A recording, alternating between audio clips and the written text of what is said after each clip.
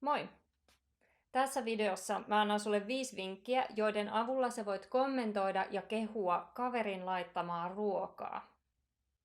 Jos sä haluat vain yksinkertaisesti sanoa, että this is so good, sä voit sanoa tämä on niin hyvää tai tää on niin hyvää. Sanan hyvää voi korvata esimerkiksi sanalla ihanaa tai herkullista. Ja sitten nämä kaikki voi sanoa sanan onpa kanssa. Onpa hyvää. Onpa ihanaa. Kun sä haluat kysyä sun kaverilta, mitä aineksia ruuassa on, sä voit kysyä, mitä tässä on? Tai onks tässä avokadoa? Kun sä haluat reseptin sun kaverilta, saanko mä tämän reseptin? Tai voit sä antaa tämän reseptin?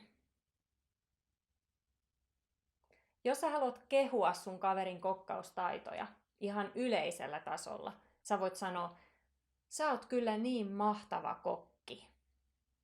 Tai miten sä aina osaat tehdä tällaisia?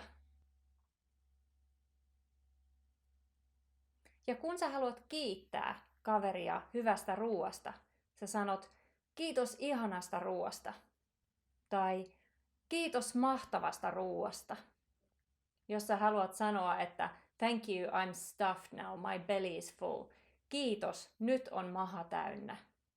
Siinä oli muutama erilainen tapa kehua kaverin laittamaa ruokaa. Toivottavasti sä pääset pian käyttämään näitä sanoja ja ilmaisuja. Jos sä tykkäsit tästä videosta, niin paina tykkää ja olisi ihan mahtavaa, jos tilaisit mun kanavan. Nähdään seuraavassa videossa. Moikka!